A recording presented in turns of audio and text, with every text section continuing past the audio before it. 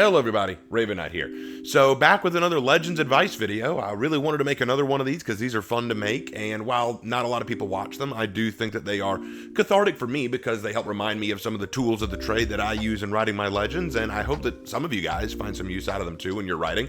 So today what I want to talk about is writing romance or relationships, and I want to go ahead and preface this before we get started. I'm not an expert on writing romance. It is not my speciality. I'm no Nicholas Sparks. It's not the thing that I prescribe to as my primary kind of writing.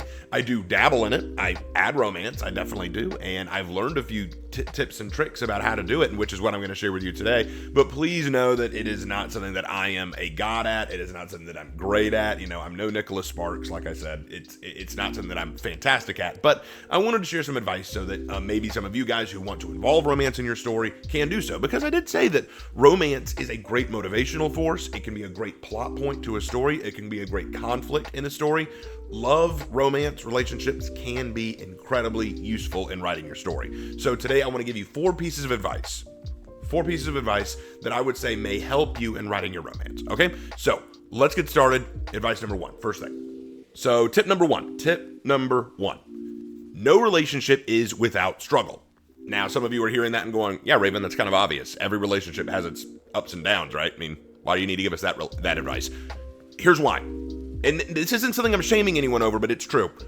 We have a tendency to forget that fact when we're writing romance. And the reason why is because quite often when we're writing romance, we're writing an ideal romance.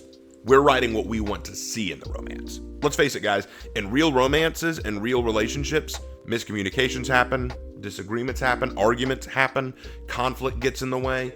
Things happen that make the romance or relationship go sour or feel difficult. It happens.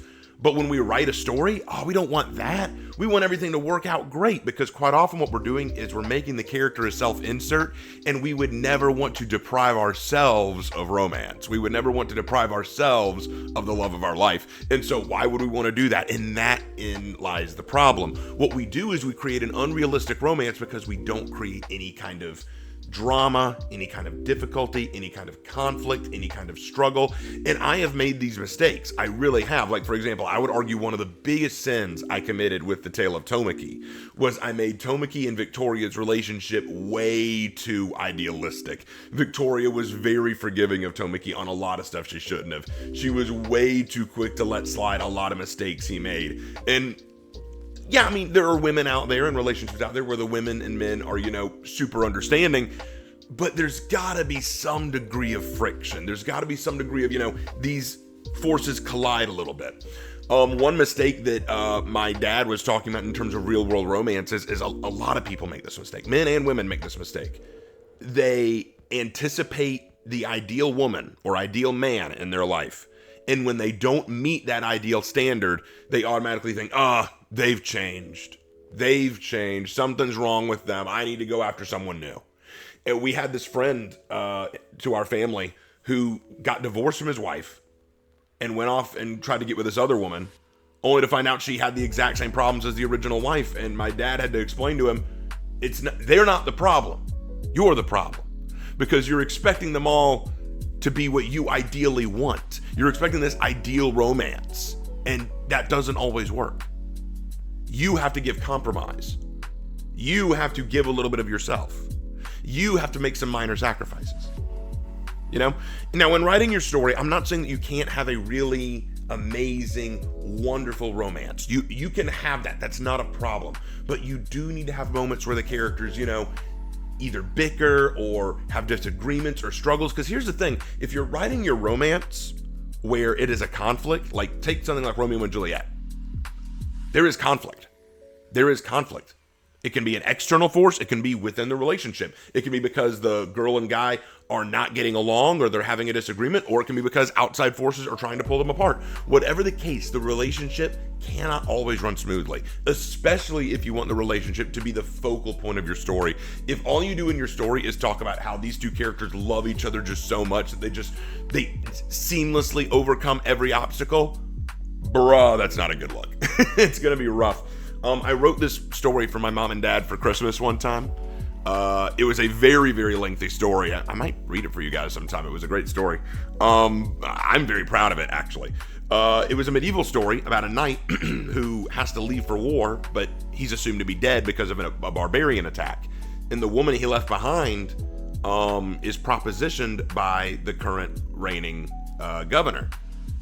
And she doesn't want anything to do with him, so he locks her up and abuses her for years until one day the knight does return. You know, there's conflict, there's struggle, there's the testing of love. You know, these things create good drama, they create good conflict, they make a relationship seem all that much more stronger when they're overcome, when they're defeated. You know what I'm saying? Now, I say all that, but I will add a slight caveat. I will add a slight little asterisk there. If the romance is not the focal point of your story, you don't need to focus too much on the conflict. Like in my legend for Einar Golderson. He's married, but their marriage is not the focus of the story. So I don't go into a lot of the conflict there. I don't dive a lot into what made their romance so unique or complex. We just know he's married.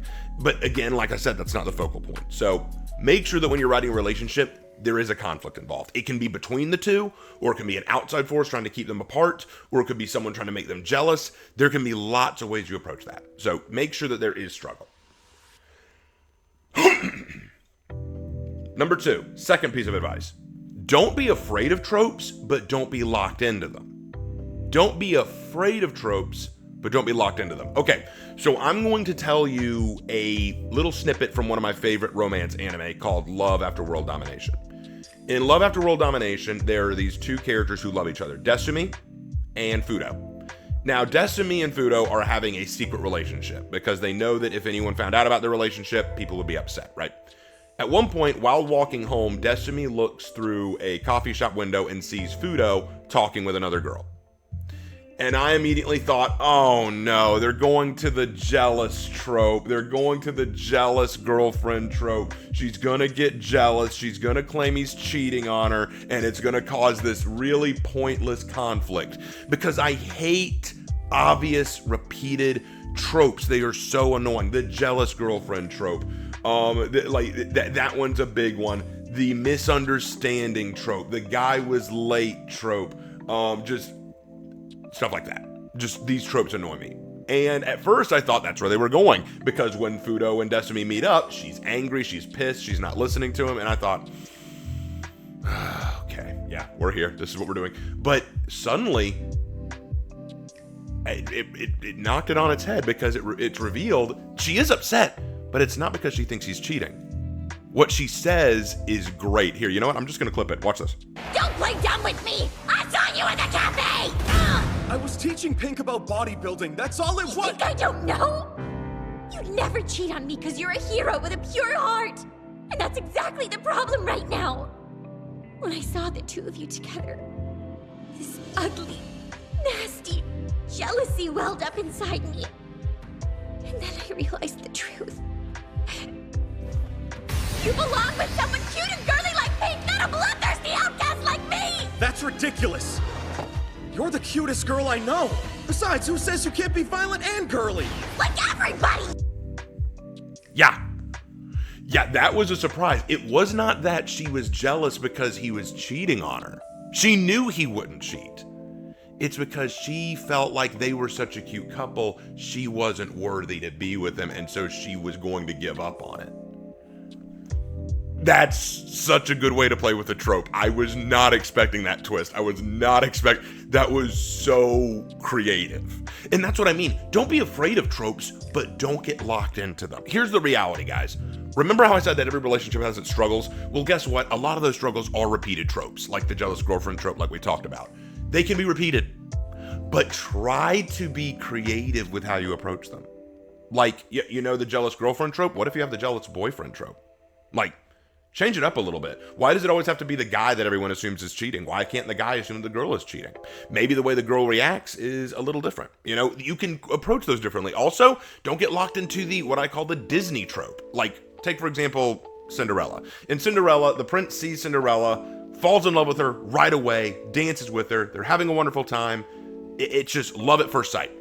Love at first sight, I personally think that that's a difficult thing to write, because I don't necessarily believe that love at first sight is a thing. I believe in infatuation at first sight. I believe in lust at first sight. Love comes later.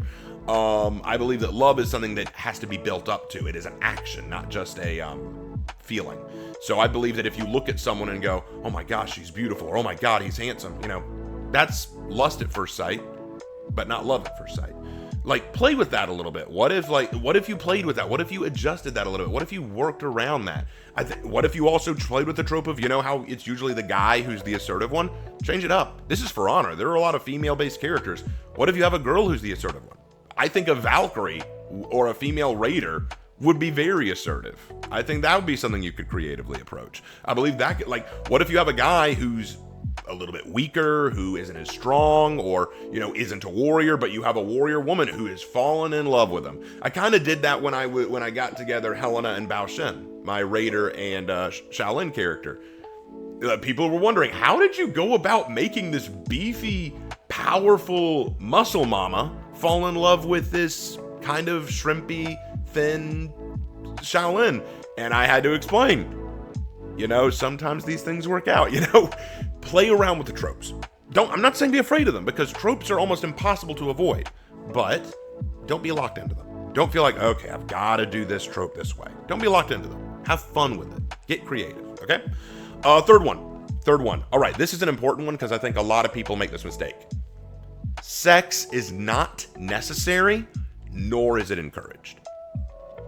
Sex is not necessary, nor is it encouraged. Now, here's why I say that. When a lot of people write romance, they think that sexual intercourse is a fundamental thing to add. You've got to show that they're in love, right? We've got to show that they're in love by letting them have sex. You don't need to do that. In fact, I would honestly say avoid it if you can. And I'll give you a few reasons why. The first reason why is because, honestly, it's going to take your cute romance story from a PG to an R rating in a microsecond. Because I don't think a lot of people write sex well. They write sex in a manner that embodies, once again, wish fulfillment, their ideal moment. That's not always the case. Sometimes it can get very inappropriate. The second reason I say that is because it's going to cause more problems for your romance than you realize. You're telling the story of warriors. You're telling the story of a war going on. Taking a break from that reality of war to tell a sex scene is going to be off-putting, especially to an audience that wasn't expecting it. And third, okay, I'm going to be real, and this isn't calling out anybody, but I think that there are a lot of writers out there who see romance as sex. Like, you can't have a romance story unless whoopee is being had. And to me, that misses the entire point of romance. Romance is an ongoing relationship. Romance is learning more about each other and falling in love and growing in that love. If your only idea of romance is the sexual aspect, something has been really, really missed. So not only do I say sex is not necessary, I would not encourage it. Now, the question was we asked, can you write a sex scene? You can. I'm not saying you can't. It is possible. You can do it. I would not be looking to that. I think the best way I can say it is this. If your motivation for writing your romance is so you can get the sex scene, back off, rethink your romance. If you're writing your romance story and you think it naturally segues into a sex scene, okay. Now what you need to do is make sure you write it tastefully. That's what I would say to that. Because if your whole thing is just, I just want to get a sex scene, you need to back off. You need to back off quick. Okay, that's what I'm saying there. Okay, that was the third point. Fourth and finally, last one. Fourth point, avoid trying to use your romance to make statements. Now, what do I mean by that? Quite often in today's day and age, I see people using romance or love not as a means to tell a story, but as a means to make a either political or social statement. And what does that look like? Well, quite often it'll be something along the lines of a forbidden romance, like either a romance between people of two different races, or a homosexual romance, or a non-normative romance. And they're not making these romances because they actually want these characters to be together and be happy and be in love, but because they want to make a statement to the world that says, look, we are progressive, we're better, you You need to notice us. It is not a romance built upon the love of two characters. It is a romance built on making a statement or making a shock statement or a shock value. It is a romance that is trying to say something to its audience more than it is trying to tell you a story. Now, are all of them like this? Absolutely not. Am I saying you can't write a story that is like that, where you have characters who are in love with that kind of dynamic, where it is two races or homosexual or something along those lines? Not at all. You can totally write those stories. There's no reason you can't write those stories. But if you're writing those stories, you need to ask yourself, are you doing it to make a statement, or are you doing it because the characters actually love each other? I remember I was a teenager, and I was in my parents' house. They had the TV on, and I don't remember all the details of it, but I remember distinctly, while they were walking to school or work or whatever, I remember the girl saying to the guy, people are going to stare, people are going to talk about this. And the guy says, let them. I want the world to know that what we have is real. And my first thought after hearing that was, it's not real. That was my first thought, because I didn't hear the guy saying that. I heard the author saying that.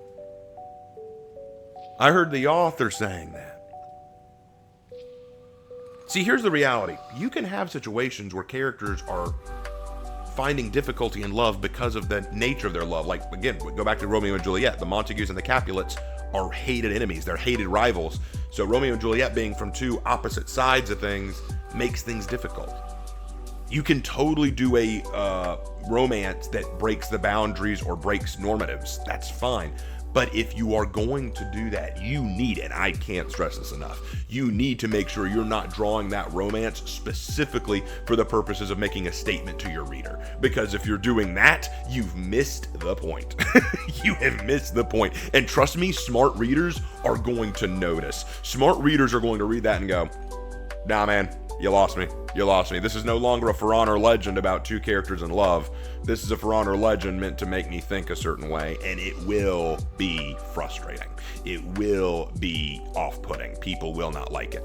I don't think there's anything wrong with writing a character who is in love with someone of an opposite race or someone of the same gender. You can write those characters if you want to, if that's the romance you want to tell, if that's the love you want to tell. I say it's your legend. You write it if you want to. But if you want the legend to be appreciated, make sure the love is a natural love, not one that you just use to make a shock value statement. People aren't going to like it. Well, at least I say that. A lot of people won't like it. The people who support the statement will like it. So that is my fourth point. So to wrap this up, to wrap up these 4 points, I want to say this. If you're going to write romance in your legend, and you might not, maybe you don't want to add any romance in the legend, and that's totally fine. But if you do, keep in mind what love is. And as a Christian, guys, I actually do look to the Bible when it comes to romance. And there's a great Bible verse that says this. So if you'll indulge me, just briefly, I'll read it to you. 1 Corinthians 13:4. Love is patient. Love is kind. It does not envy. It does not boast. It is not proud. It does not dishonor others. It is not self-seeking. It is not easily angered. It keeps no record of wrongs. That is love. A lot of people think love is, it's just a gooey feeling inside. It's just this really warm feeling you get when you see someone you really like. No. Other people think, love is just sex. It's just having sexual intercourse with people. No, it is not. Love is patient. Love is being patient and understanding of others. Love is kind. Love is being warm and compassionate to one another. It does not envy, and it does not boast. It is not proud. Love is not about personal pride, boasting, or envy. It is not about showing off your particular spouse or boyfriend or girlfriend and saying, look at how awesome mine is compared to yours, or saying, man, I wish that my spouse or girlfriend or boyfriend was like this. It is not wanting them to change to suit you or you to change to suit them. It does not dishonor others. It is not self-seeking, and it is not easily angered. It keeps no record of wrongs. That is love. This is not about making statements. This is not about sex. Love is, in one word, an action. It is a thing you do. It's not just a feeling. So when you're writing your romance, make sure that you're not just having characters who are just making doll eyes at each other going, oh, you're so perfect. No, you're perfect. Oh, you're so wonderful. No, you're wonderful. Please don't do that. And I think most of you wouldn't. But I feel like I have to say it because I've seen it so often. Write romance that is a story. Because romance in its own way is a story. You're telling the story of two individuals looking at each other, coming closer to one another, learning about each other, learning the great things about each other, and then when true love happens, it's not just a kiss, it's not just sex, it's not just any of that. Love, true love, is putting the needs of others before yourselves. When you put the needs of your girlfriend or boyfriend or spouse above you, when you're willing to make sacrifices for them, that's love. That is love. And I think that's all I have to say about this. Hope you guys enjoyed this video. Hope it helps you write your legends. And as always, I will see you in my next video. Take care.